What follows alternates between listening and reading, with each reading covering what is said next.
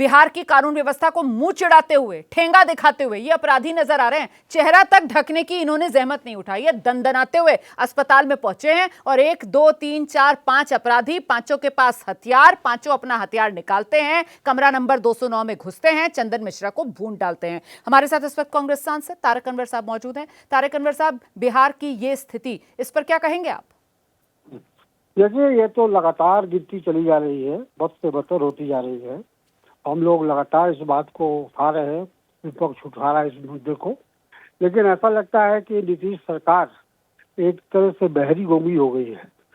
क्या कारण है इसको तो वही बताएंगे, लेकिन स्थिति बहुत भयावह है और हम समझते हैं कि जो वहाँ के असामाजिक तत्व हैं, क्रिमिनल्स हैं, वो बेलगाम हो चुके हैं। उनको लगता है कि कोई डर खौफ की बात ही नहीं है, प्रशासन नाम की कोई चीज नहीं रह गई है। ऐसा आपका आकलन क्या है सर? ऐसा क्यों हो रहा है? क्योंकि यही नीतीश कुमार, यही सुशासन बाबू जी कभी थे वो सुशासन बाबू, लेकिन ये इधर लगातार कई वर्षों से, और चाहे जिस दबाव में भी हो या उनका स्वास्थ्य हिस्ट्री हो, जो भी कारण रहा हो, लेकिन ये आज ये बिहार सरकार जो डबल इंजन की सरकार है, वो पूरी तरह से विफल हो चुकी है, खास तौर पर कानून व्यवस्था को लेकर।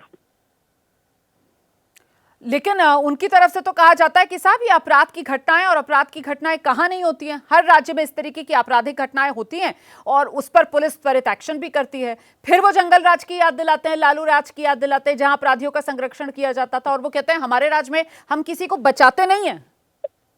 कि हमारी कमी तुम्हारी कमी से ज्यादा सफेद है, ये उस तरह की बात कर रहे हैं। अरे भाई, आज आप 20 साल से सत्ता में हैं, 20 साल से डबल इंजन की सरकार है, डीए की सरकार है, और 20 साल में आप लोग कानून व्यवस्था को नियंत्रण नहीं किया, ठीक नहीं किया।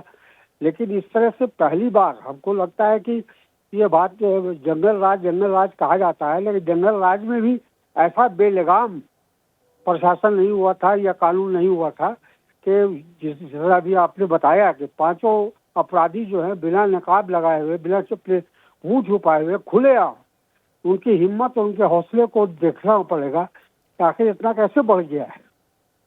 ये बात तो एक्चुअली मुझे बहुत हैरान कर रही है तारक अनवर साहब कि ये पांचों अपराधी, और देखिए चेहरा ढकने तक की इन्होंने जहमत नहीं उठाई है। मतलब बिल्कुल ऐसा लग रहा है कि खुले चेहरे के साथ दरअसल ये मुंह चिढ़ा रहे हैं बिहार की कानून व्यवस्था को। बहुत शुक्रिया तारक अनवर साहब, एबीपी न्यूज पर अपनी बात रखने के लिए।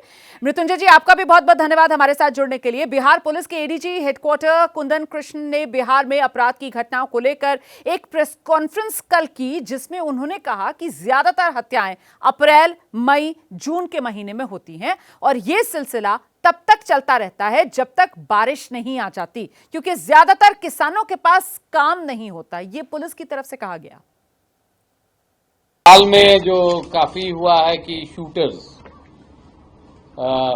कई हत्याएं हुई हैं, होती पूरे बिहार में, और इस माह मई जून में ज्यादा मर्डर होते आई है वर्षों से। अप्रैल, मई, जून, जब तक बरसात नहीं होती है ये सिलसिला जारी रहता है, क्योंकि ज्यादातर किसान को कोई काम नहीं रहता है। एक बरसात होने के बाद लोग, कृषक समाज के लोग व्यस्त हो जाते हैं और घटनाएं घटती है।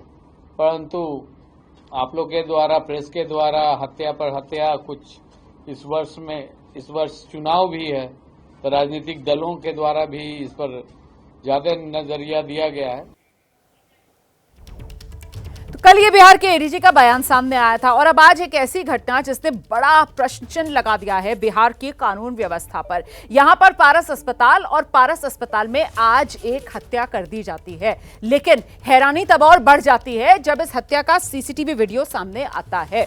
ये सीसीटीवी वीडियो है, मुझे लगता है जरा फुल फ्रेम ये सीसीटीवी वीडियो दिखा दीजिए। इसमें 1 2 3 4 5, ये देखिए, 5 अपराधी हैं, दंदनाते हुए अस्पताल में दाखिल होते हैं, कॉरिडोर में पहुंचते हैं। दूसरी मंजिल की यह तस्वीर है, ये देखिए जरा, कितने आराम से, चौड़ा सीना, फक्र से सर ऊंचा है। पता है इनको, यहां सीसीटीवी है, इनका चेहरा जो है वो सीसीटीवी में कैद हो रहा है, लेकिन इन्हें कोई डर नहीं है, इन्हें कोई खौफ नहीं है, कोई अपनी पहचान नहीं छिपा रहे। ये बाकायदा दनदनाते हुए यहां कॉरिडोर में पहुंचते हैं, कमरे के नजदीक जाकर अपने अपने हथियार अपनी अपनी जेब से निकालते हैं, अपने अपने हथियार को लोड करते हैं और फिर अस्पताल के कमरे में भर्ती चंदन मिश्रा पर एक के बाद एक गोलियां चला देते हैं।